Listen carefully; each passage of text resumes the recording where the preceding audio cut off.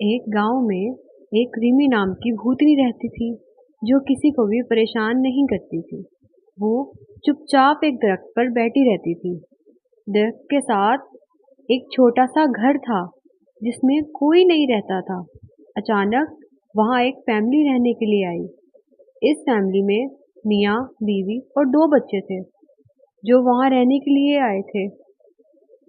वो लोग दूसरे गांव से आए थे। उन्हें ये घर बहुत कम कीमत में मिला था। वहाँ जो आदमी रहने आया था उसका नाम राजू था। वो बहुत ही लालची आदमी था। वो बच्चों को सिंगिंग सिखाता था। वहाँ भूतों की बस्ती में एक सरदार भूतनी थी। जब भी भूतियों को कोई प्रॉब्लम होती थी वो उसके पास जाती थी। वो इन्हें इनका सोल्यूशन बताती थी। जब वो लोग घर में रहने आए तो इससे रिमी को बहुत परेशानी हुई क्योंकि इनके बच्चे बहुत शरारती थे और लोग वहाँ सिंगिंग सीखने भी आते थे। रिमी परेशान होकर सरदार भूतनी के पास गई। इसने सारा वाकया बताया तो सरदार भूतनी ने कहा, जिसका नाम मंजुलिका था, तुम इसके घर जाकर इसको डराने की कोशिश करो।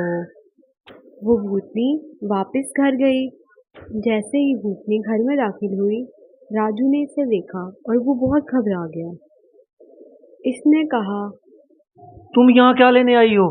रिमी ने कहा, अरे मैं तो यहाँ सदियों से रह रही हूँ, ये मेरा घर है। तुमने आकर मुझे तंग किया है। तुम्हारे आने से पहले यहाँ बड़े सुकून से रहती थी। तुम यहाँ आकर बच्चों को सिंगिंग सिखाते हो और मैं बहुत तंग हो जाती हूँ। बच्चे बहुत शरारती होते हैं और मुझे डिस्टर्ब करते हैं। राजू ने कहा, भूतनी जी, मैं यहाँ से कहीं नहीं जा रहा, तुम्हें यहाँ से जाना होगा। रिमी गुस्से में वहां से चली गई और मंजुलिका जो सरदार भूतनी थी उसके पास जाकर बोली, आपके मशवरे का कोई फायदा नहीं हुआ, वो नहीं माना। सरदार भूतनी ने थोड़ा सा सोचा और कहा, एक गाना है जिससे वो डर जाएगा। मंजुलिका ने रिमी को एक गाना बताया। अगली रात रिमी दोबारा इसके घर में गई और गाने लगी, मेरी चाहते तो फिजा में बहेगी, जिंदा रहेंगे होके फना।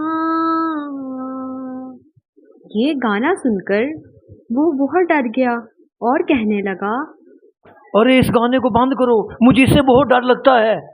भूती ने राजू से कहा, हमारे पास सिर्फ कल तक का टाइम है, तुम चले जाओ यहाँ से वरना मैं तुम सबको खा जाऊंगी। राजू बहुत डर गया और सुबह होते ही अपना बोरिया बिस्तर समेट के वापस वहां से अपने गांव चला गया। रिमी आराम से वहां वापस सुकून से रहने लगी। मंजुलिका ने रिमी को अच्छा मशवरा दिया था, इसीलिए वो उसका शुक्रिया अदा करने उसके पास गई। इस तरह रिमी अपने घर में हंसी खुशी रहने लगी।